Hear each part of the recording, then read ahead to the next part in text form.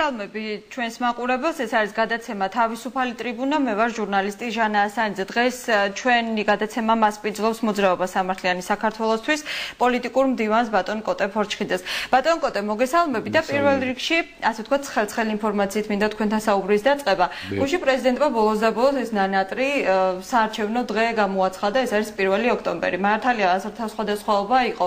ძალიან ბევრი პოლიტიკური პარტიები მარჩიელობდნენ და მკითხაობდნენ იმის შესახებ, როდის გამოაცხადებდა პრეზიდენტი ამ თარიღს, ძალიან ბევრი საზოგადოებრივ აქტივობასაც უკავშირებდა ამ თარიღის გამოცხადებას, მაგრამ ყველას დამოულოდნელად ეს დღე შეირჩა 1 ოქტომბერს. ძალიან საინტერესო დღეა, თუნდაც იმ თვალსაზრისით ამ ეტაპზე, რომ ეს არის ორშაბათი და არა უქმე კვირა დღე.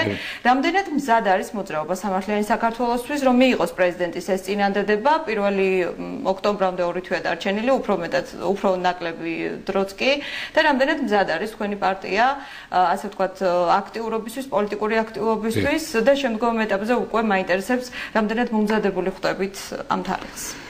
მადლობთ, მივესალმებით ჩვენს ტელემაყურებელს, მოგესალმებით თქვენ პირადად, დიდი მადლობა შეკითხვისთვის.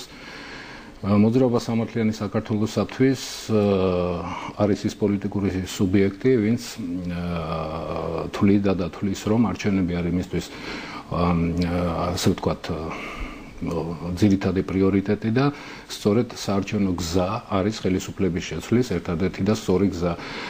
ამიტომ მოძრაობა სამართლიანი საქართველოსთვის მზადებას არჩევნებისათვის შეუდგა გაცილებით ადრე, იმიტომ რომ ჩვენ ვიცოდით კონსტიტუციური ვადა, როდის უნდა გამოცხადებულიყო არჩევნები და არსებითი მნიშვნელობა იმას არ ქონდა ეს გამოცხადებოდა 1 ოქტომბერს თუ გამოცხადებოდა მაგალითად თვის ბოლოს, ხო, ოქტომბრის ბოლოს. თუ ხარ პოლიტიკური სუბიექტი და ხარ კვალიფიცირებული პოლიტიკური სუბიექტი, ამ ორიენტირზე უნდა იყო ორიენტირებული და ჩვენ ზუსტად ამ მომენტიდან გამომდინარე საკმაოდ მომზადებული შეხვედრა. საერთოდ ცნობილი შეხედულება იმ შესახებ, ბატონო კოტე, რომ არჩევნებიდან არჩევნებამდე იქმნებიან და ცხოვრობენ პოლიტიკური ცხოვრებით საარჩევნო სუბიექტები, ზოგადად პოლიტიკური პარტიები. რამდენად ეთანხმებით ამ გამოთქმას და თქვენი პარტია რამდენად შეესაბამება მუშაობის ამ რეჟიმს? ნამდვილად არა, იმიტომ რომ ჩვენ აქტივობას თუ შევხედავთ, იმ პერიოდში რაც ბატონი ნუღაიდელი აღარ ბრძანდება იქ, სადაც მისი ადგილია ნამდვილად ქართული პოლიტიკის გარეთ სახში დიახ მას შემდეგ გავიდა თითქმის წელიწად ნახევარი და ამ ხნის განმავლობაში პოლიტიკური მოძრაობა სამართლიანი საქართველოსთვის საკმაოდ აქტიური იყო, მინდა გითხრათ.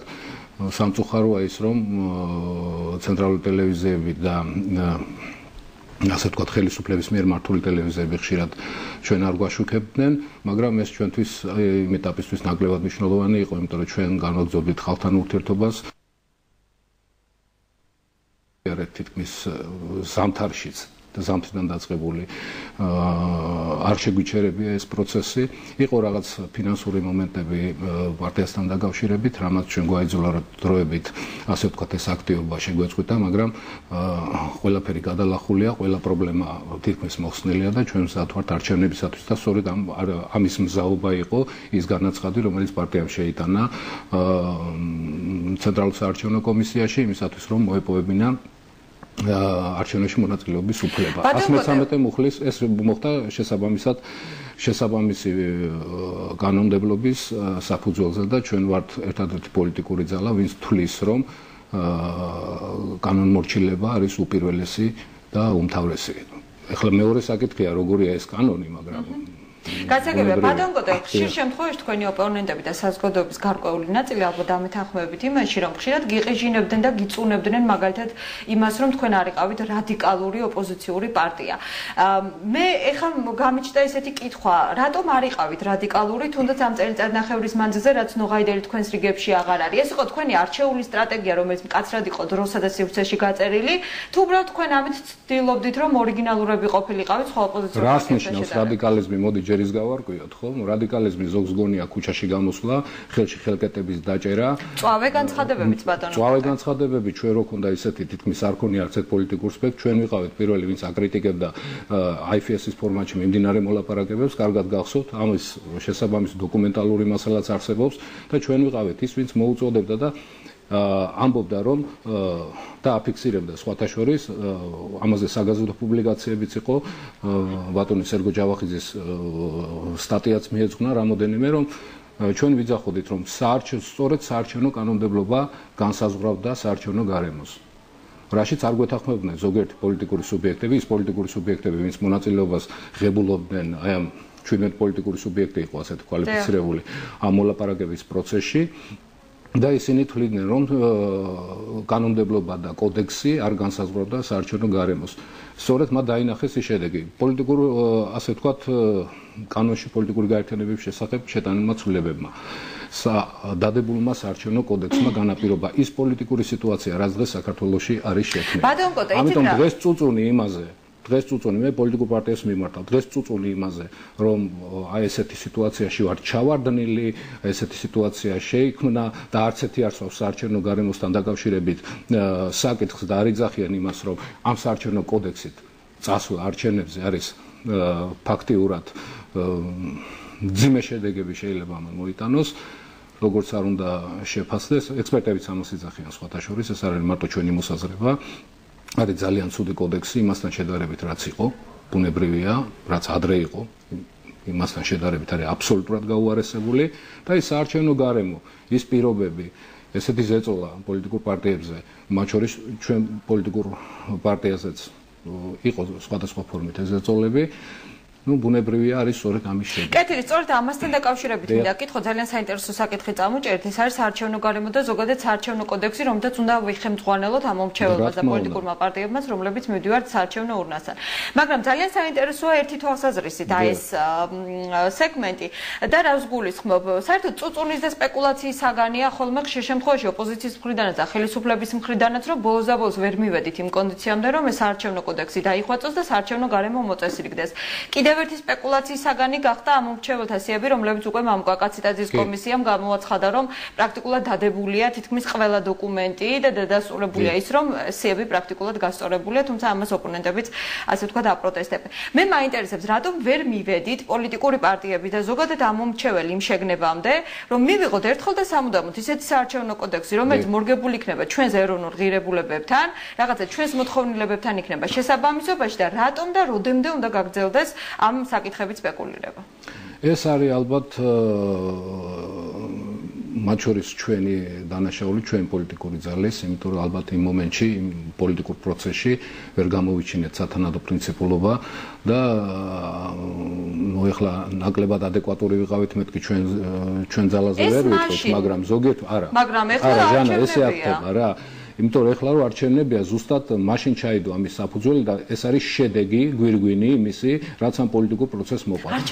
არჩევნებამდე რა საკეთებს არსებული სიტუაცია. პირობითად გეუბნებით, თქვენ რა საკეთებთ? დღეს არსებული სიტუაცია, მე მინდა დავამთავრო აზრი. დღეს არსებული სიტუაცია მოიტანა სწორედ არაადეკვატურმა, გაუთვლელმა ნაბიჯებმა. სწორედ მე გავიხსენებ ერთ ძალიან ესეთ სიტუაციას, პიკანტურ სიტუაციას, როდესაც ბატონი პალიკო კუბლაშვილი მოვიდა სხდომაზე, თუ არ ვცდები, იყო სადღაც 30 თებერვალს გამართული სხდომა, ბოლო სხდომა, სადაც ოპოზიციური რვიანი არიჯდა მაგიდასთან, ისინი ადგენენ და წავიდნენ შეწყვეტას პროცესი და იქიდან შემდეგ გადავიდა მოლაპარაკებები, ასე ვთქვათ, კერძო რეჟიმში, პრივატულ საუბრებში. ამან მოიტანა ძალიან ცუდი შედეგები. ჩვენ ვითხოვდით, რომ დაბრუნებულიყვნენ ისე ძველ ფორმატში და ნაციონალური მოძრაობა უნდა ამხდარიყო იმ მაგიდან და გაქცეულიყო და სხვა ოპოზიციური სპექტრი უნდა მჯდარიყო იმ მაგიდასთან და მიეღოთ გადაწყვეტილება. პირიქით კი არ უნდა მოხდარიყო. ეს მოხდა, ეს არის შემდგარი ფაქტი და ამ ფაქტზე პოლიტიკური პასუხისმგებლობა ეკისრება ყველა ოპოზიციურ პარტიას და მათ შორის ჩვენს. თქვენ ოპონირების გარდა რა რეჟიმსაც მიმართავდით ამ ოპოზიციური რვიანი შემდგომ დაიშალა 6-იანი გადაკეთდა და მე შემდგომ 5-იანად გადაკეთდა და ბოზაბოზ რიდი დამთავრდა, მეც კი ვერ გავიგე როგორც ჟურნალისტმა. რატომ თავიდანვე აპრიორშივე არ თანამშრომლობდით მასთან? რატომ გაემიჯნეთ ამ რვიანს? იქნებ შეეძლო მას საარჩევნო გარემოს სრულყოფილად მოწესრიგება? მოდით რა შევთანხმდეთ. ეხლა თანამშრომლობა მე მესმის ეს თუ ვართ მრგვალ მაგიდასთან, ეს არის უკვე თანამშრომლობის ფორმატი, ხო? ხომ ესეა? კი. ამიტომ იქ უკვე თანამშრომლობა იყო ამ თემებთან დაკავშირებით, მაგრამ საკითხია ის, რომ იყო თუ არა სტრატეგია გათვლილი იმაზე, რომ ჩვენ მიგვიღო ზუსტად ისეთი კოდექსი, როგორც სჭირდებოდა ქვეყანას, რომელიც უზრუნველყოფდა სამართლებრივად სამართლიანი არჩევნების ჩატარებას.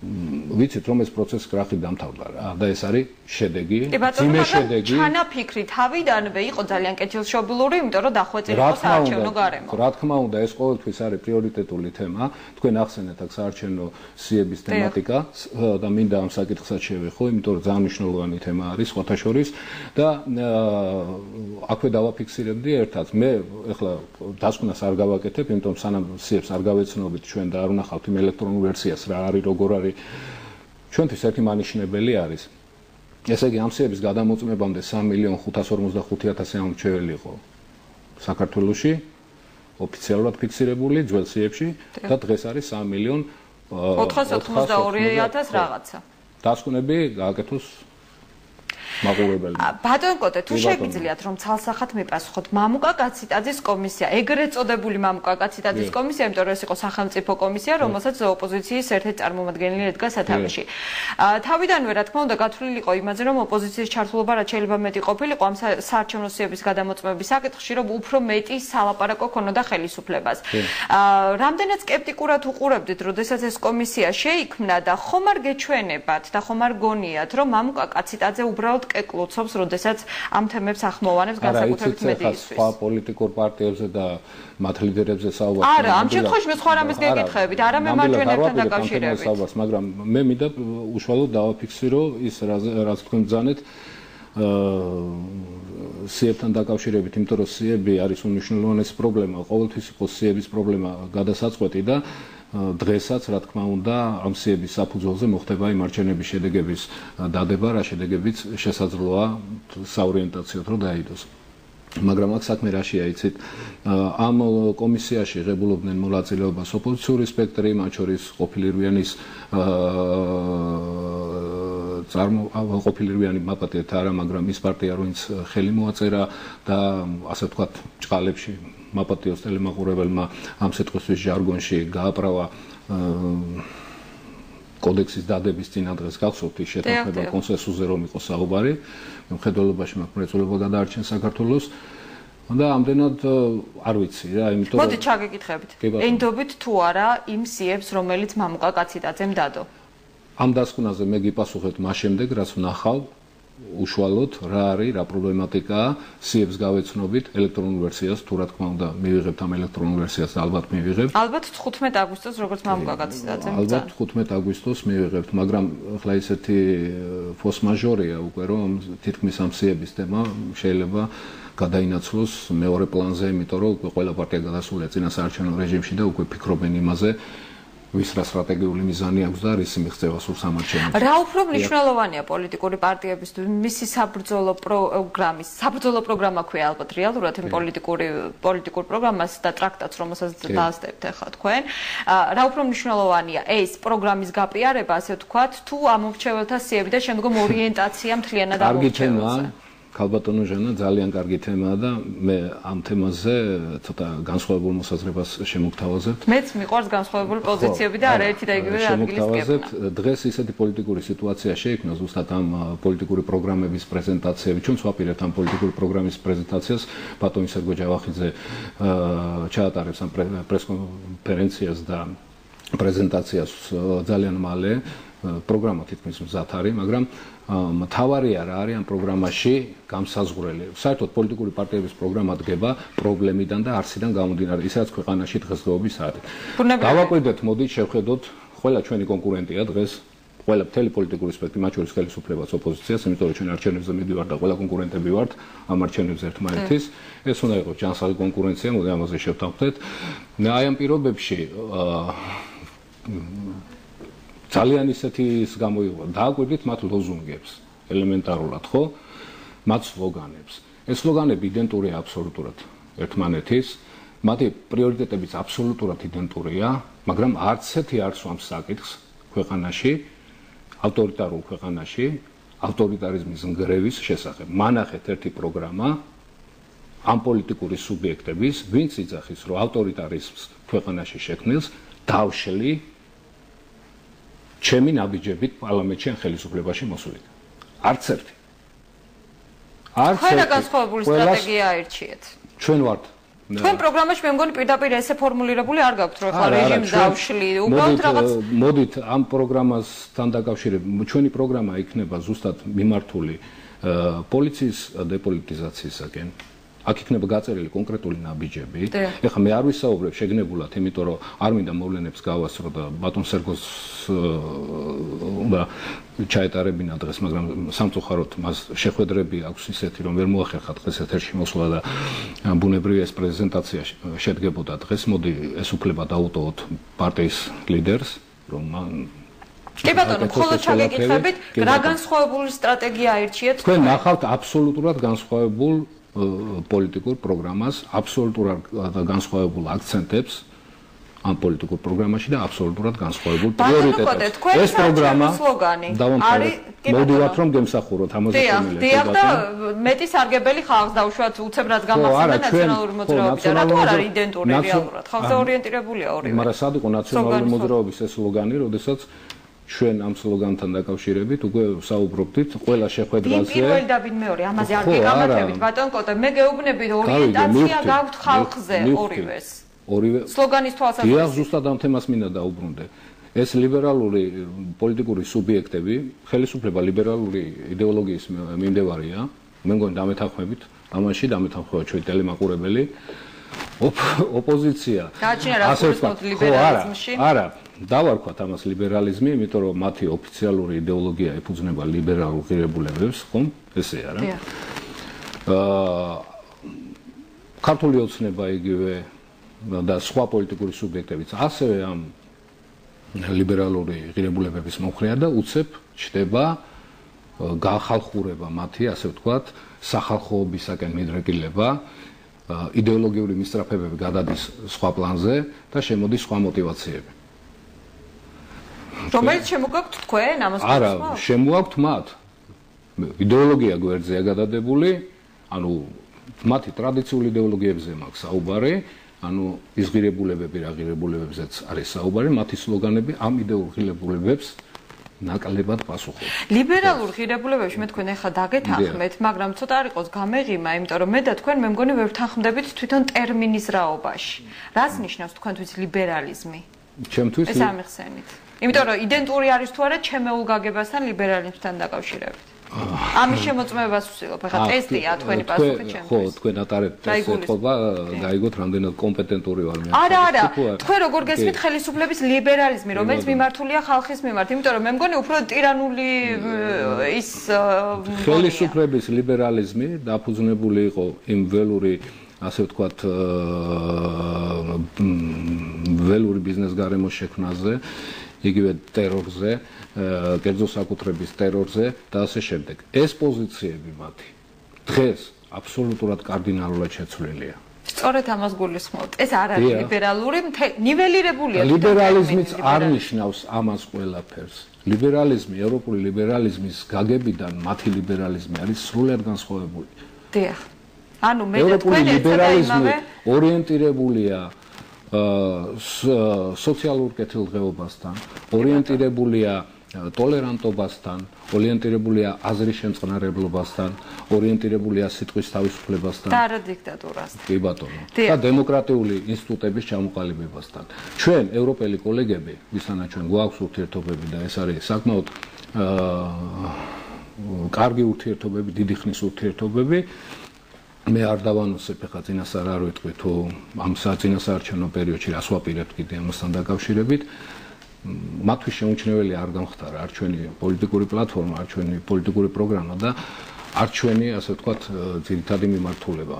ისინი გვეუბნებიან პირად, რომ დაბალანსებული პოლიტიკა, დემოკრატიული ინსტიტუტების მშენებლობა არის პრიორიტეტი ჩვენი ქვეყნისთვის და რა თქმა უნდა რეგიონალური სტაბილურობა და აი ამ სტაბილურობის შედეგია, ზუსტად ამ პირველია რეგიონალური სტაბილურობა და შემდეგ ამაზე შენდება ეს ყველაფერი. კეთილი, ბატონ კოტე, არ შემიძლია ახლა პრაქტიკულად ჩავიხვიეთ ეს თემა და არ მინდა რომ დარჩეს ისეთი თემა, რომელზეც არ ვისაუბროთ ამ ეთერის ფარგლებში. კი ბატონო, თუმცა არანაკლებ საინტერესოა და მართლა ფართოდ გაშლავს მოითხოვს ეს თემა. გასაგებია რომ დაინიშნა 1 ოქტომბერს საარჩევნო თარიღად. გასაგებია რომ თქვენ ემზადებით საარჩევნო ბრძოლისათვის პოლიტიკური ბრძოლისთვის. მე მაინტერესებს დღეს უკვე ბოლო პერიოდის მანძილზე, ბოლო დღეების მანძილზე საკმაოდ აქტიურად საუბრობენ პოლიტიკური სუბიექტები იმ შესახებ, რომ შესაძლოა, როგორც ხშირად არსებობს ხოლმე საშიშროება წინასაარჩევნო პერიოდში მოხდეს ვითარების ესკალაცია განსაკუთრებით რუსეთის მხრიდან. ამბობენ იმასაც, რომ ძალიან დიდი რაოდენობით რუსული კაპიტალი მოემართება საქართველოში ამა თუ იმ სეგმენტში ჩასადებად იმისთვის, რომ საარჩევნო წარმოება, ესე იგი პოლიტიკური წარმოება უფრო აქტიურ ფაზაში შევიდეს. რამდენად ფიქრობთ, რომ რუსეთ-საქართველოს შორის ურთიერთობა შესაძლოა მართლა დაიძაბოს წინარე პერიოდში, საარჩევნო პერიოდში და რამდენად მომზადებული შეხვდება მას პოლიტიკური სპექტრი? მე იცით, ნაკლებად ვფიქრობ, რომ დაახლოებით იგივე მოვლენები განვითარდეს რა მოვლენებთანაც ჩვენ ქონდა საქმე 2008 წლის მოვლენებთან ამაკ რუსეთ-საქართველოს შეერაღებულ დაპირისპირებამდე, მაგრამ აქ საშიშროება სხვა რამეშია, ქაბატონო ჟანა. საშიშროება არის ცოტა მოკლედ რომ გასაგები იყო ჩვენ ტელემაყურებლისთვის პატარა შესავალს გაუკეთებ ამ საკითხს. იცით ალბათ რომ რუსეთის პრეზიდენტმა ბატონმა პუტინმა გამოაქვეყნა თავისი 10 პუნქტიანი გეგმა, სადაც ის ერთ-ერთი პუნქტი არის ამ გეგმაში, რომ აპირებენ 2015 წლისთვის ევრაზიული კავშირის შექმნას და მასში ასე ვთქვათ პოსტსაბჭოთა ქვეყნების შეკრებას, თუ შეიძლება ასე ითქვას.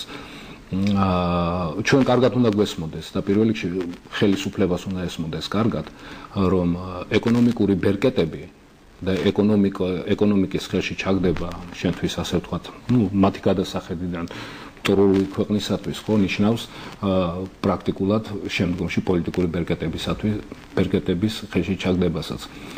იმიტომ რომ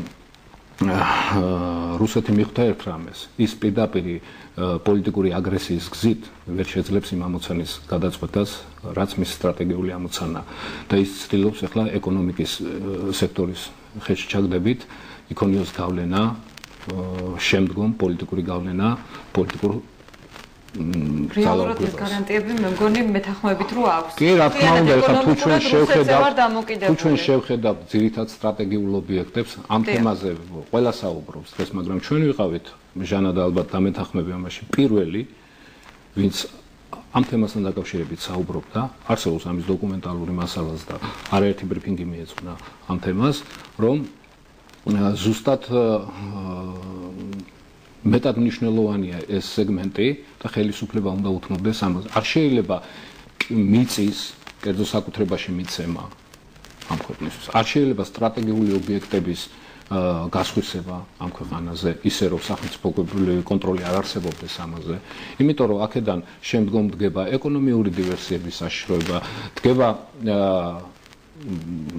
სხვა პრობლემატური საკითხებიც კიდევ ამასთან დაკავშირებით და ეს საერთო ჯამში იძლევა იმ სურათს, რაც აწყობს დღეს რუსეთს. ხელისუფლება უნდა დაფიქრდეს ამ თემაზე და უნდა დაფიქრდეს საფუძვლიანად და ეს არ ეხება ხელისუფლებასაც, ოპოზიციაც უნდა დაფიქრდეს ამ თემაზე, თუ რასთან აქვს საქმე, იმიტომ რომ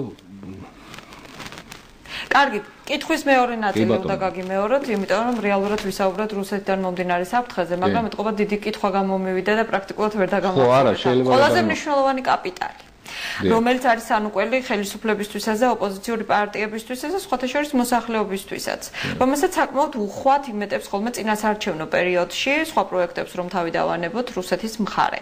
ამ შემთხვევაში გარდა იმისა, რომ სამხედრო აგრესიის შესახებ უკვე საუბრობენ პოლიტიკური სუბიექტები, რამდენად ვარაუდობთ, რომ დიდი რაოდენობით იქნება რუსული კაპიტალის მოზღვავება, რომლითაც დააინტერესებენ პოლიტიკური სუბიექტები. მე კი არ უნდა ვივარაუდო, მინდა ივარაუდოს ხელისუფლებამ, ისიც უშუალო მოვალეობა ის რომ ესეთი კაპიტალი არალეგალური თუ ლეგალური გზით კონტროლებადი იყოს და არალეგალური გზით კიდევ შემოსული იყოს ახვეთილი, ხო?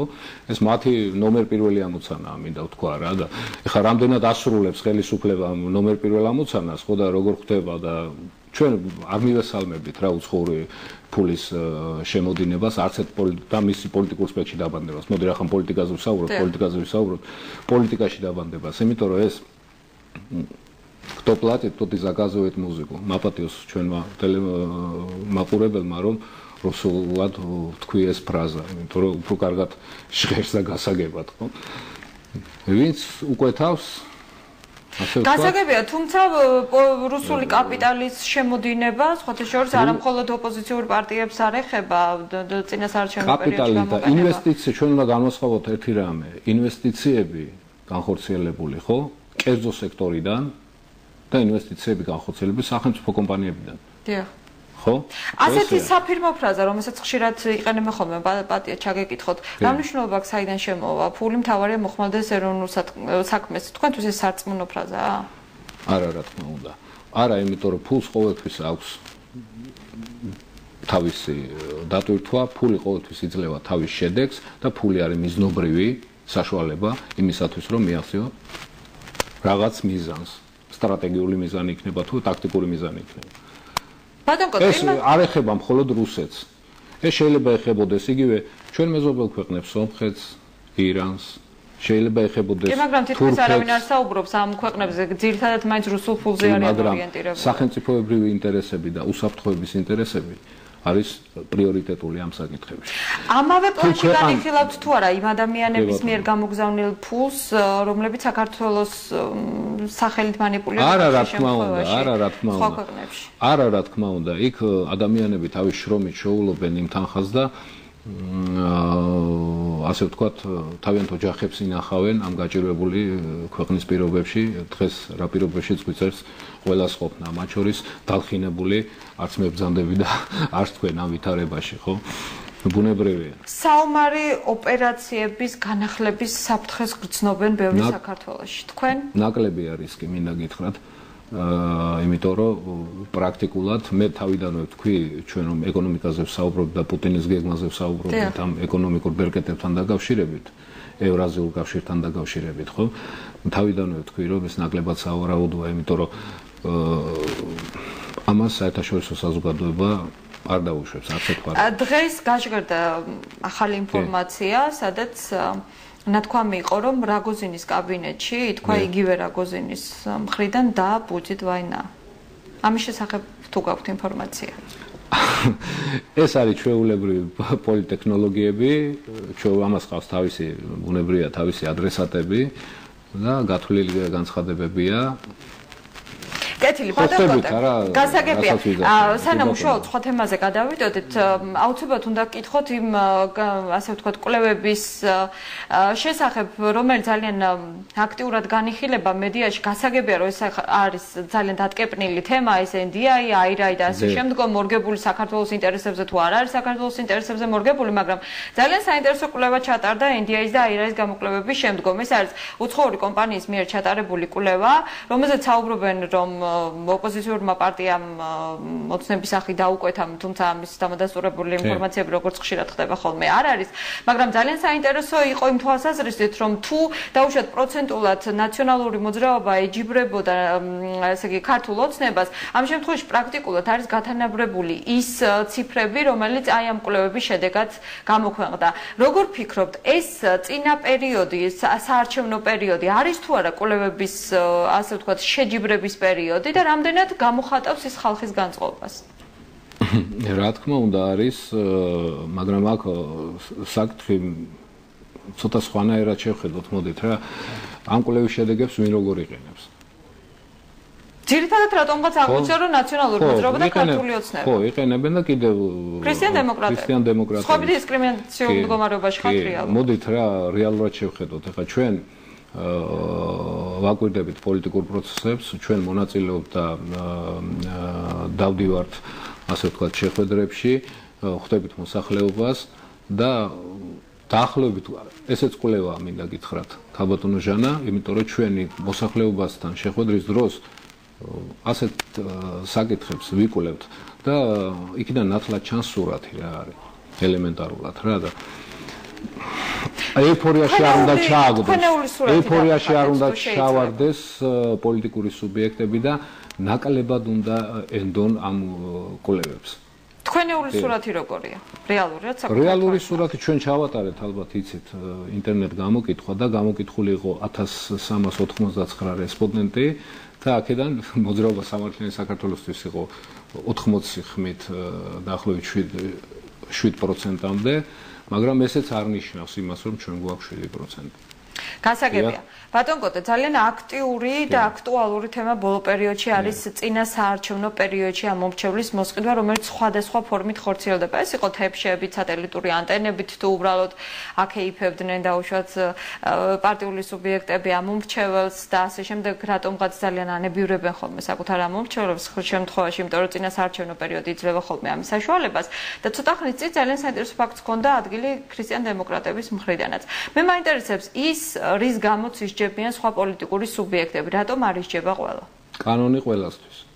ეს არის ჩემი პასუხი. ეს არის თქვენი დევიზი, მაგრამ რეალურად განუხორციელებელი დღევანდელ სინამდვილეში. და იმიტომ რომ ვისაც ხელი ეწიფება ეს, მათ უნდა მიიღონ შესაბამისი ზომები. მოძრაობა სამართლიანმა საქართველოს რომ ჩაიდინოს ანალოგიურ ფაქტი, მე ვიქნები მომხრე იმისი, რომ შესაბამისი სანქციები განხორციელდეს მოძრაობა სამართლიანი საქართველოს. თქვენ გაქვთ ისეთი კაპიტალი, რომ 1000 ადამიანი მწვადებზე აქეიფოთ კაფეში? კაპიტალი რა შუაშია? 1000 ადამიანის დაყურება შეიძლება დღევანდელი კანონმდებლობა ითვალისწინებს ისეთ რაღაცასაც, რომ დაპირება შეიძლება მოსყიდვაში ჩაგეთვალოს. ამიტომ უბრალოდ დაპირებაც რა, ადამიანს რაღაცას შეპირდი, ან არჩევნების მერე რაღაცას დაპირდი, ან რაღაცა ისეთი, რომელიც დაკავშირებულია მატერიალურ ფინანსურ სახლებთან, ან სამსახურებრივ მოწყობასთან, ან ამ დაგვარ თემებთან, ეს შეიძლება მოსყიდვაში ჩაგეთვალოს და პირდაპირ მე იმიტომ ვთქვი, გალბატონო ჟანა, რომ თავიდანვე უნდა მიექციათ ამისთვის ყურადღება. ის პოლიტიკური პროცესი რო ჩაფლავდა და მივიდა, ეს არის სწორედ იმ პოლიტიკური პროცესის შედეგი. რაზედაც პასუხისმგებლობა ეკისრება. კიდე მე არ ვიცი მოძრაობას მოძრაობა სამართლიანი საქართველოს პასუხისმგებლობის საკითხს. ჩვენც გვეკისრება პასუხისმგებლობა. ალბათ რაღაც დავაკელით. ალბათ რაღაც ისეთი ვერ თქვით. ალბათ ისე ვერ მივიტანებთ ეს ხალხამდე, როგორც საჭირო იყო.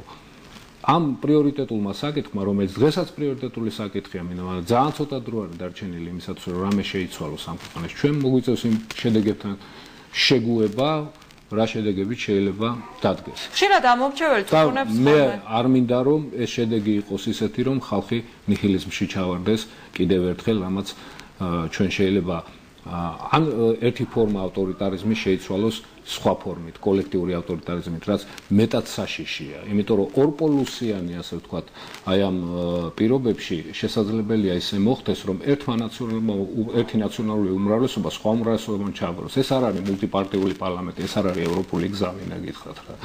თუმცა მრავალპარტიულობა და მულტიპარტიული პარლამენტი არის გარანტია იმისი, რომ მართველი პოლიტიკური ძალა, ვინც კი ხელისუფლებაში ელევა მოვიდეს, ხო, არ დაუშვებს ისეთ შეცდომებს, რომელიც შეიძლება ქვეყნისთვის საზიანო იყოს. კეთილი, ამ მომრჩეველი ხშირ შემთხვევაში წუწუნებს ხოლმე იმაზე, რომ პირდებიან და წამომცდა, მაგრამ ვიტყვი, რომ ეს ჩვენი პროგრამული ნაწილია საპარლამენტო რესპუბლიკასთან და საპარლამენტო მოწყობილობასთან. ბატონ კოტე, ხშირად ამ მომრჩეველი წუწუნებს ხოლმე იმის თაობაზე, რომ პოლიტიკური პარტიები ჩამოდიან, გვიასაუბრებიან წინა პერიოდში, სანამ როდესაც ამორჩევნები გამოცხადდება, გვპირდებიან და შემდგომ არ გვისრულებენ.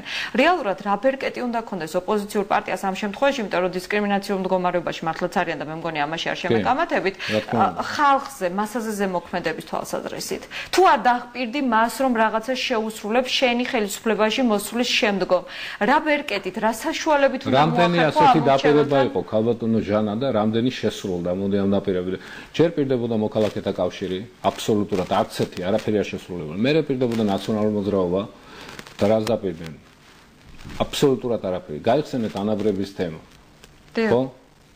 ამ თემასთანაც დაკავშირებით ჩვენ გვაქვს კონკრეტული წინადადებები და დღეს მე არ ვისაუბრებ ამათი მაპატიო ჩვენმა ტელემაყურებელმა ბატონი სერგო გააკეთეს ამ პრეზენტაციას და იქ ნათლად იქნება როგორ ხედავთ ჩვენ ამ საკითხის გადაწყვეტას.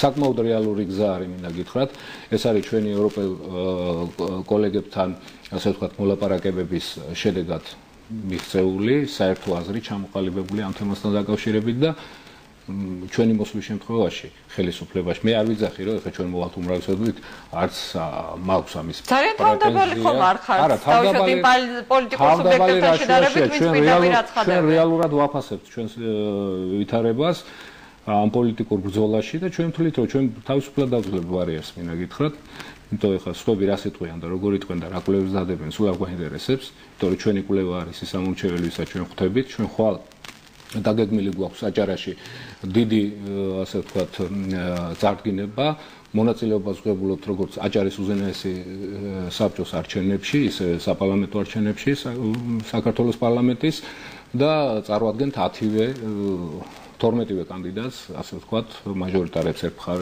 უზენაეს საბჭოში ასარჩევს კანდიდატებად დაყენებულებს და შემდგომ იმას რა ქვია, საპარლამენტო არჩევნებში მონაწილე ჩვენ კანდიდატებს. ეს ერთ მეორე 4 რიცხვში ვაპირებთ იგივეს სენაკში, სადაც არის ჩვენი რეგიონალური ორგანიზაცია. წარმოადგენთ სამეგრელოს ყველა კანდიდატს და ასე გავაგრძელებთ და თქვენ ნათლად დაინახავთ თუ რამე ბრძოლ გუნდთან შეიძლება მოუხდეს ბრძოლა ყველა კონკურენტს მისკი არჩევნებში მიიღოს მონაწილეობა. კეთილი ბატონ გოტეკ, ძალიან კარგია თქვენთან უნისონში საუბარი, მაგრამ მაყურებელი შემოგვიერთდა და უსმენთ. სიამოვნებით. ალო. გამარჯობა. მოგესალმებით ბატონო გოტე. მოგესალმებით. მე მინდა პირველ რიგში ერთი შენიშვნა გავაკეთო და შემდეგ ამაზე შეკითხვაც დაგისვათ, რომ აი თქვენ თქვით პოლიტიკური სპექტრის გარეშე საშიშროება არსებობს, რომ გადაიზარდოს ტოტალიტარიზმში და ეს გაცილებით უარესი ფორმაში კოლექტიური ავტორიტარიზმი ინდივიდუალური. მაგრამ გავითვალისწინოთ ის სიტუაცია, რომ საქართველოში დღეს არსებობს რეალურად ტერორი, უსამართლობა, მასობრივი, არსებობს განუკითხაობა და არსებობს ქვეყნის სულიერი ნგრევა და მისი კულტურული ღირებულებების ნიველირების აშკარა საშიშროება. ამას სჭირდება ერის კონსოლიდაცია, ერთსულოვნება, რომელიმე ძლიერი პოლიტიკური ბირთვის გარშემო წინააღმდეგ შემთხვევაში ხელისუფლება ყველა ბერკეტს გამოიყენებს, რომ დაამარცხოს ცალ-ცალკე აღებული თქვათ პოლიტიკური სუბიექტი. ამიტომ რაც არ უნდა კონსტრუქციული იყოს თითოეული პოლიტიკური სუბიექტი, ადამიანი, ქართველი, მამულიშვილი, როდესაც მიდის არჩევნებზე, ის ფიქრობს, ვაი თუ ვერ გავიდეს ეს და ჩემი ხმა არ იყოს და დაიკარგოს უბრალოდ და ამიტომ მოდი მივცე ისეთ ვინმეს ხმა, რომელსაც მეტი შანსი აქვს და დღეს ეს შანსი აქვს ქართულ ოცნებას. ამიტომ თქვენ ნებისმიერი სხვას უნდა უსწორებდეთ თვალს სწორედ აი ამ ძირითად გუნდს. სხვა გამოსავალი უბრალოდ არ აქვს და აი როგორ ფიქრობთ თქვენ შეიძლება პლურალიზმი საომარ ვითარებაში, მემხედველობაში მაქვს სულიერი პოლიტიკური და ყველა მორალური და ასე შემდეგ დაპირისპირება რაც არსებობს. ძალიან დიდი მადლობა. ამ კითხვაზე ძალიან კომპეტენტურად ჩამოაყალიბა აზრი და პრაქტიკულად ვეღარც ჩავერთე. რამდენად შეიძლება ძალიან სწორი პოზიციაა, მინდა ვთქვა, ძალიან სწორი პოზიციაა, იმიტომ რომ ჩვენ თავის დროზე ვიძახოდით, რომ ამ ხელისუფლებაზე გამარჯვების ერთადერთი ფორმულა არის ყველა მინუს ნაციონალური მოძრაობა. მაგრამ მიუღწეველი ოცნება იყო მიუღწეველი ოცნება იყო ყოველთვის, ნუ არ დავკონკრეტები ახლა, იმიტომ რომ ბევრი მიზეზები ჰქონდა. ზოგიერთები სამზარეულოში უნდა ჩავიდეთ და ეს ბუნებრივია არ მახასიათებს არც მე და არც ჩვენ პოლიტიკურ ძალას, რომ ბოლომდე ჩავყვეთ ან იმას რა ქვია და საკითხს. იმიტომ რომ ბუნებრივია დღეს აი რესპონდენტმაც თქვა, რომ ხმები რომ არ დაიკარგოსო, ხო, ამ თემაზე. ზუსტად ამ ბატონო ჩემო, ზუსტად ამასთან დაკავშირებით საუბრობდი მე, რომ ის პოლიტიკური პროცესი და პოლიტიკური საქართველოში სამწუხაროდ პოლიტიკურ პარტიებს არ ახასიათებთ პოლიტიკური პასუხისმგებლობის აღება გარკვეულ პოლიტიკურ პროცესებზე. სანამ საქართველოში ეს არ დამკვიდრდება, ხო? მანამ ასე ხფოსახტინებით რაღაც საუბრები და იმისთვის რომ მხოლოდ ვაის ძახილი, ღმერთოს ძახილით მაპატიეთ, ღმერთოს ძახილით 64-ში ვერავინ ვერ შევა რა. ამას ჭირდება კონკრეტული ორგანიზაციული ნაბიჯები, ამას ჭირდება კონკრეტული გათვლილი ადეკვატური სტრატეგია და ამას ჭირდება კონკრეტული ტაქტიკური ნაბიჯები, მაგრამ დღეს ეს ყველაფერი დაგვიანებულია, მინდა ვთქვა რა და უნდა უთხრა ჩვენს რეგიონს, იმიტომ რომ ძალიან ცოტა დრო არის დარჩენილი არჩევნებამდე და მე კიდევ გავიმეორებ, რომ ღმერთმან უკნას ისე რომ საქართველოს ამომრჩეველი და ქართველი ხალხი ჩავარდეს კიდევ ნიჰილიზმში და მიიღოს ის შედეგი, რა შედეგიც დადგან. ეს იქნება კატასტროფა ქვეყნისთვის, მინდა გითხრათ. ბატონ კოტე, მაყურებელს უსმენთ, გისმენთ მაყურებელო? ვარ ეთერში? დიახ, ხართ. განსასწრებია. ეხლა მე შეიძლება არ გესიამოვნო, მაგრამ მიშისტი ვარ. ხომ ყველა სხვა ხო? არ გესიამოვნო, ძალიან საინტერესო შესავალია. ეხლა ნუ რაღაცა თქვა, ხო ყველას თავისი საქმე, მაგრამ ახლა თქვენ ძალიან პარცემლო. თქვენი არჩევანია ბატონო. გასავთ? თქვენი არჩევანია მე. ხო. мен ძალიან ეხლა რომ აპირებ სცენარში წასვლას. დიახ. მიუხედავად იმისა, რომ მე ნაციონალურ მოძრაობას გულშემატკივრობ. სენაკში ახლა სიმართლე ვთქვა, სერიოზული კანდიდატი ყავს იმათ მეოცნებებს. ეგ არის 21 საუკუნის 6-მე თაყაიშვილი, ხოლო ცოცხალი ბატონი გურამ მოდიშარი. საკურველია სერიოზული ფიგურა. ეს კაცი ჩვენ გაუშვით, მე ახლა არა ვარ მრჩეველი ბატონი პრეზიდენტის, თორე ეს კაცი რო თავისთან აიყვანა გუნდში, იქ ახლა რო თქვა, აი ხომერიკი რო გაუშვა იქ დოლურებს, ეს კაცი ყველაფერს გაუკეთებდა 5 წელზე, იმიტომ რომ არაჩვეულებრივი პიროვნება და ახლა თქვენ რომ მიდიხართ თქვა და თქვენ კანდიდატს იქ რო ასახებთ, ხო? ესე იგი ფაქტურად ვითომ თქვენ ხართ ოპოზიციაში და გამოდის რომ ფაქტურად იმის მოშორება გინდათ, ხო? მეოცნებების პიროვნების. აი ეს ამიხსენეთ. ძალიან დიდი მადლობა. ვერ მივხვდი, იმიტომ რომ შეიძლება თამაში მიდიოდეს. ბოდიში ბატონო, მაგრამ პოლიტიკა საერთოდ მოთამაშეებიდან შედგება, ხო? ეს ნაციონალურიდან, რა ქვია, მოხრე არ უნდა ბრძანდებოდეთ მაინდა-მაინც რა და ძალიან საინტერესო კითხვა დამიბადა ჩვენმა მაყურებელმა და რახან ახლა პრაქტიკულად ფორმულირებას მივცემ უბრალოდ. რამდენად გეყოლებათ კონკურენტუნარიანი კანდიდატი სენაკში და როგორ დაუპირისპირდებით ნაციონალების კანდიდატსაც და გურამ მოდიშარიას, რომელსაც ვეთანხმები მე მაყურებელ საკმაოდ დიდი ბექგრაუნდი აქვს. მოდით რა, მე გეტყვით ერთ რამეს. ყველა პოლიტიკური ძალა უნდა იყოს პრაგმატული. კონკრეტული სიტუაციიდან, კონკრეტული პოლიტიკური ვითარებიდან გამომდინარე. ჩვენ არ გვაკლია ეს პრაგმატიზმი, მინდა გითხრათ და ჩვენ ხედავთ, ჩვენი თამასა არის ბარიერის დაძლევა. და ჩვენ გარანტირებულად ვიძახით, რომ ამ ბარიერს დავძლებთ, იმიტომ რომ ყავს მხარდამჭერი, ჩვენი. რომელიც ჩვენი მხარდამჭერი იყო, როცა პარტია ჩამოყალიბდა, იმ პირობებში, როდესაც ხელებს, ფეხებს ამტროდნენ ჩვენს, რა ქვია, პარტიის წევრებს, იმ პირობებში, როდესაც საშინელი წნეხის ქვეშ იყვნენ, იმ პირობებში, როდესაც, მაგრამ ეს გუნდი შენარჩუნებულია. მინდა გითხრათ რა და ამიტომ ჩვენ ეხა კონკრეტულად საუბარი იყო ბატონ გურამ მოდიშარიაზე, რომელსაც მე ღრმად დიდ პატივს ვცემ.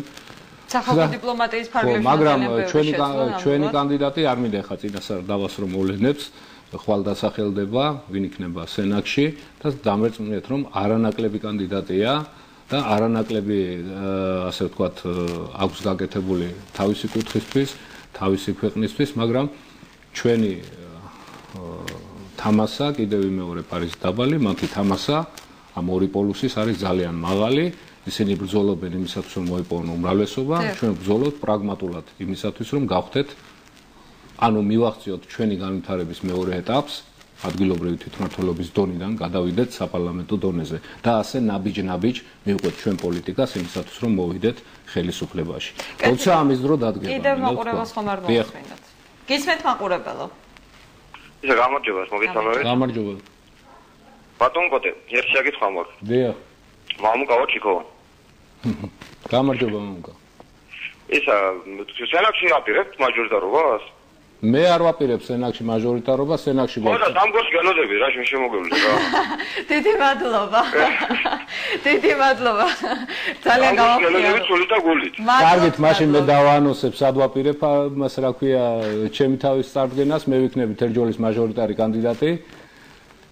და სამგორში რატო არა? აი ბატონ მამუკა, მოგიწევთ, თუმცა მე არ ვიცნობ მას, მაგრამ ჩემი ფესვები, ჩემი წარმოშობა, ჩემი სალოცავი, ჩემი საგვარეულო ჩემთვის საყვარელი ხალხი, ჩემთვის სანათესაო ხალხი და ჩემთვის ულამაზესი ადგილი არის იქ, სადაც მე მინდა რომ ვცადო. კეთილი ბატონ კოტა, კიდევ ერთ მაყურებელზე შემდგომ გითხავთ. გისმენთ მაყურებელო. ალო. გამარჯობა. გამარჯობა. დიახ. რა მინდა ვთქვა? ნუ რაც არსებობს ქართული პოლიტიკური ცხოვრება, ნუ ხედველობაში მაქვს ახლა ნუ დამოუკიდებელ რომ მოიპოვეთ იმის შემდეგ. მანამდე რაც ასე იყო. ქართველები ჩვენ ბოდიში ამ სიტყვაზე, მაგრამ როგორც ზაღლები ღიჯნიან ძვალს, ასე ღიჯნით დღემდე. ეს იყო და დღესაც არის, ეს ძვალი არის საქართველოს. ყველა ფიქრობს რაღაცა წაგლიჯოს მისთვის. ისეთი ხალხი გამოდის და ლაპარაკობს ხალხის სახელით, ხალხის და ხალხის კეთილდღეობისა, რო უყურებ გული მერევა, როგორც შერეს სტეკლოთო რო იტყვენ ისევ ხედავ ვინ არის ცუდკავს. ეს ხალხი რომელიც ერთი და იგივე ხალხი მოდის წრეზე, რამოდენიმეჯერ. და გული მერევა როცა ამას ხარდამჭერები ყავს, რაც მოგიტანს ის რაც მოუტანიათ იმის გადა. დღეს ფაქტიურად ქართველი კაცი და საქართველოს ყველა მოქალაქე დაყენებულია გამამცირებელი სამარცხვინო არჩევანის წინ.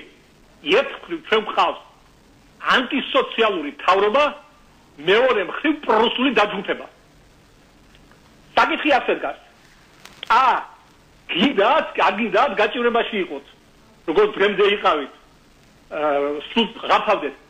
დაუჭირეთ პროსულ ძალებს ხარი. მეორე მხრიდან ასე დგას. არ გინდათ რუსებმა ჩორნომაზები რო უძახოთ ჩვენ მომავალს. დაუჭირეთ მაშინ ამ ანტისოციალურ თავრობას ხარი.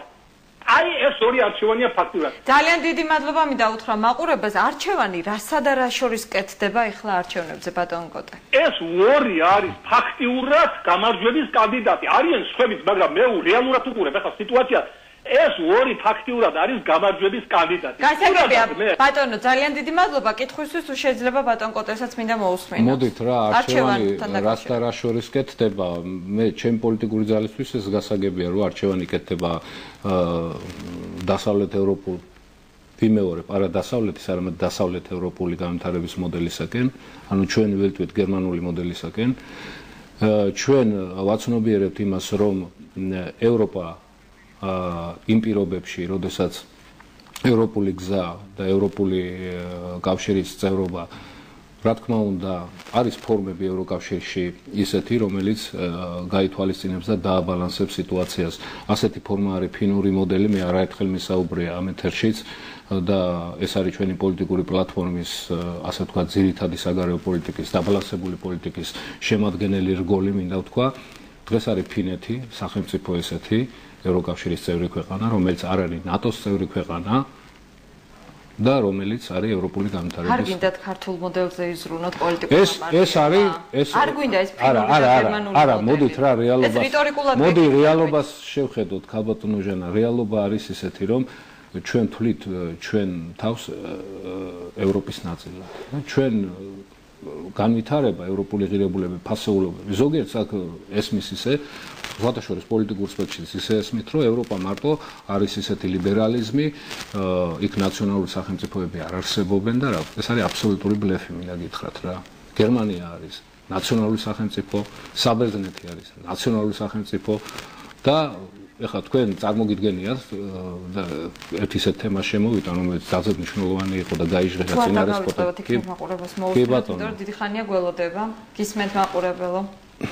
გამარჯობა თეთრში ვარ. გამარჯობა. პირველ რიგში მოგესალმებით. მინდა ჩემი რაღაც შეკითხვა დავსვათ და მოსაზრებაც გამოვთქვა. მე ვარ სტუდენტი და დროად ესეთი კითხვა მაქვს. მაინტერესებს განათლების თქვენი პოლიტიკური მოძრაობა, განათლების საკითხში, ანუ განათლების სფეროში რა რეფორმებს გეგმავს და ამავდროულად მაინტერესებს, როდესაც ლიბერალიზმზე არის საუბარი. ლიბერალიზმი გულისხმობს რწმენის თავისუფლებას და რწმენის, რელიგიის და სექსუალურ თავისუფლებას, ხო? და მაინტერესებს ამ საკითხთან მიმართებაში რა დამოკიდებულებაშია. დღეს ახალგაზრდები უფრო სხვანაირად უყურებენ, მოდი ასე ვთქვათ, უმეტესად უფრო მრავალფეროვანია ჩვენი მიდგომა, თუნდაც პოლიტიკური საკითხების მიმართ არ არის ის, რომ ან რუსეთი, ან ამერიკა, ან მხოლოდ კომპლექსურია უფრო დამოკიდებულებები. დღეს ამ საუკუნეში უბრალოდ შეუძლებელია მხოლოდ რომელიმე მხარის ან რუსეთის მხარი დაიჭირო ამერიკის. დიდი მადლობა თქვენ ძალიან კომპლექსური ჩვენ უნდა გქონდეს საკუთარი პოლიტიკა ყველა თემასთან დაკავშირებით. მე ხა კიდევ არ გამიგოს ჩვენმა რესპონდენტმა, რომ განათლების სისტემას არ ვეხები. ჩვენ გვაქვს საკმაოდ მწყობრად ჩამოყალიბებული პრიორიტეტები განათლების სექტორში გასაკეთებელი. იქ არ დავკონკრეტები ამაზე, იმიტომ რომ თავიდანვე ვთქვი, რომ ბატონი სერგო ჯავახიძე გააკეთებს ამ პრეზენტაციას სრულად პროგრამის. და იქ თქვენ დაინახავთ ნათლად თუ როგორია ჩვენი ხედვა უშუალოდ განათლების სექტორთან დაკავშირებით. კარგი, კიდევ ერთ მაყურებელს. კი ბატონო. გისმენთ. გამარჯობა. გამარჯობა. უკაცრავად, ესე იგი, მაინტერესებდა, როდესაც ამბობთ, რომ რუსეთის ხელშია ეკონომიკური ბერკეტები. ეს რეალურად ხო ეს არის ხელშეკრულება ერთგვარი და ეს არ არის რუსეთზე მიყიდვა. მასზე ვრცელდება ქართული იურისპრუდენცია. ყოველთვის შეუძლია გააკონტროლოს და ბოლოს უკან გამოისყიდოს, ხო? კი, შეუძლია ეს ბატონო კოტე. დიდი მადლობა კითხვისთვის, მაგრამ უთმენ ბატონო კოტე.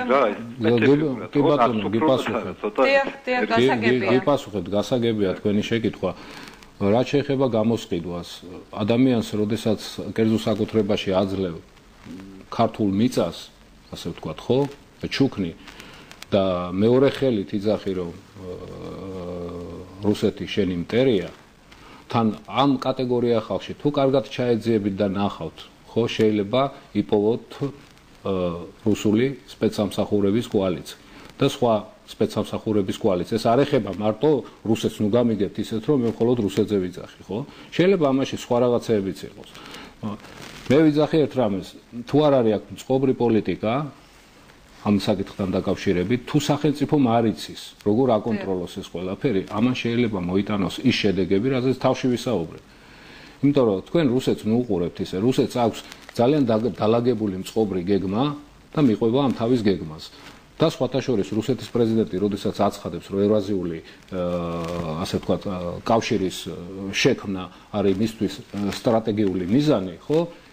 ის ყველაფერი შეეცდება იმისათვის, რომ სტრატეგიულ მიზანს მიაღწიოს და ჩვენ არ უნდა შევქმნათ ახლა, რა თქმა უნდა, აქ ორიენტირებებზეა საუბარი. მე ქართულმა ხალხმა გააკეთა არჩევანი რეფერენდუმზე და თქვა, რომ მას სურს ევროპული ორიენტაცია აიღოს, მას სურს გაიზიაროს ევროპული ღირებულებები. რა თქმა უნდა, საკუთარი ღირებულებების ხარჯზე კი არა, არამედ საკუთარი უფლებებისა და ინტერესების დაცვის პირობებში. კეთილ მაყურებელი გქონს. გისმენთ მაყურებელო. გამარჯობათ, გამარჯობა. ქალბატონო, ძალიან დიდი ბოდიში ნამოგიხადეთ, მაგრამ აი ესეთი შეკითხვა მაქვს თქვენთან მე ახლა. შეიძლება თქვენ არ გეხებოთ ეს, მაგრამ მაინც რაღაც თეთერში ვერ მიდაგკითხოთ. აი როდემდე უნდა ატრიალოს იმედმა აი ეს რეკლამა რაც ახლა გაუშვეს ივანიშვილზე და პუტინზე. თუ გინდ შეგიძლიათ ამის პასუხი მითხრათ და რა შეიძლება ამის მხრივ მოიქნოთ თქვენ. ხო, რა თქმა უნდა, მე არ ვარ რესპონდენტი, შესაბამისად თქვენ გაქვთ ვალდებულება. არსებობს შესაბამისი კანონმდებლობა, ანტირეკლამა არის დაჟადი და მე მოუწოდებდი და რატო არ აბახვილებენ ამაზე ყურადღებას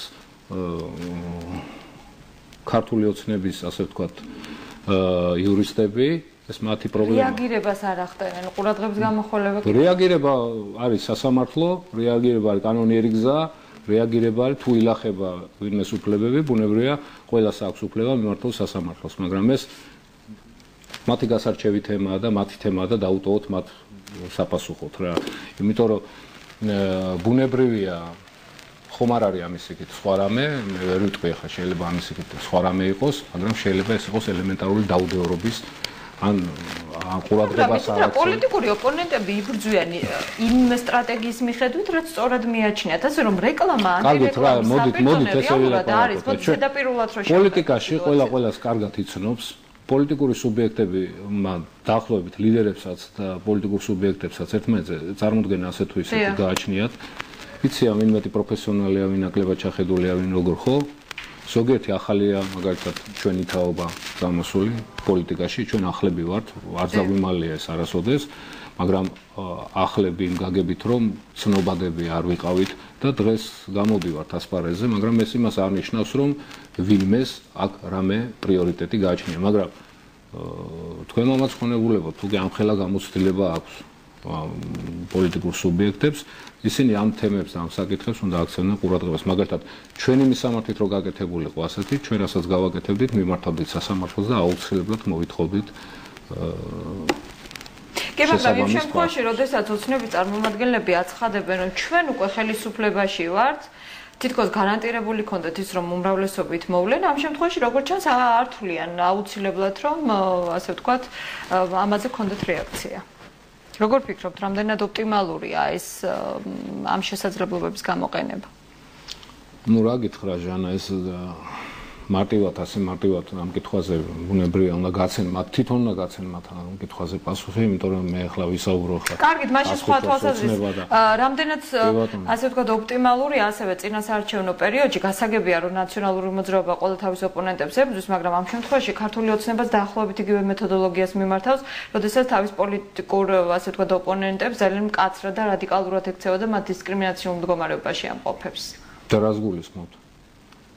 მოდით მაყურებელს ვიცით შესაძლებლობა და გავაგრძელოთ შემდგომ თუ დრო გვეყო. გისმენთ მაყურებელო. მე ასეთი კითხვა მაქვს, რო შემოდიან ან თავრობას ლანძღავენ და მეორე მხარე რუსეთის ხარია თითქოს რუსეთის შემოყავს და როგორც ქარდავამ განაცხადა, აი რუსეთი ტყილა არ აგროვებს ჯარს. ეს ივანიშვილს რატო აბრალებენ? რის საფუძველზე? აბა ამიხსენით ბატონო გოძე. კი ბატონო, იქნება უპასუხოთ. ეხლა ბაჩუკი ქარდავა რას აბრალებს იმას, რა ქვია, ივანიშვილს, ეს მათი გასარჩევია, ჩემი გასარჩევით ემან ნამდვილად არ არის. მინდა ვთქვა, მე ვიცი ერთი რამე და საერთოდ პოლიტიკაში უნდა არსებობდეს წესები გარკვეული, ამ წესებს ძირითადად განსაზღვრავს კანონმდებლობა და ყველაფერი უნდა იყოს ამ კანონმდებლობის ჩარჩოში. ხათი ეთიკის დეკლარაციის ხელმომწერები ბატონო კოტა. ეხლა ეს ეთიკა მოგთავაზოთ ნაციონალური ეხლა ეს ეთიკა ჩვენ ნაკლებად გვეხება, მინდა გითხრათ, ესეთი ეთიკა, იმიტომ რომ ჩვენი წინასაარჩევნო პროგრამა, სტრატეგიას და ტაქტიკაც არ არის დაფუძნებული ამდაგვარი, ხო, ზოგ არც იმაზე რომ მე ვიღაცა მაგალითად იქ რაღაც ქუჩაში რაღაც მომიწყოს და მე ამაზე პიარი ავაგო ან რაღაც ამდაგვარი, ხო? ნუ ამდაგვარ თემები ეს ჩვენგან ძალიან შორსაა, პრიმიტიული თემებია, მინდა გითხრათ რა და შედეგს ნაკლებად იძლევა ესეთი თემები და ერთადერთი პარტია, ვინც ცალსახად აცხადებს ზუარს დეკლარაციის ხელის მოწერაზე. რატომაც არა, მაგრამ უბრალოდ ჩვენ არ გვეხება რა. კეთილი, ბოლო მაყურებელი შემოგვიყვანოთ. იმიტომ ჩვენ ვიქცევით, ჩვენთვის მთავარი განსაზღვრელი არის კანონი და კანონმდებლობა და ჩვენ კანონსა და კანონმდებლობის ჩარჩოებში ვიქცევით. მოგესალმებით. ესეთი ვარ? დიახ. ევა. ერთი შეგისვა მინდა დავსვა.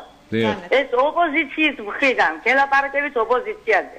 ჩვენ არ ავხართ საერთოდ ოპოზიცია. ოპოზიცია არის ძალიან სუსტი. მაშინ როდესაც ქვეყანა თავზე გვემხობა და ესენი ერთმანეთს ლანძღავენ, როგორ შეიძლება რომ ამ ქვეყანაზე სამართლიანობა არ ვქეს და ქვეყანა გასწორდეს წელში? შეიძლება? დიდი მადლობა.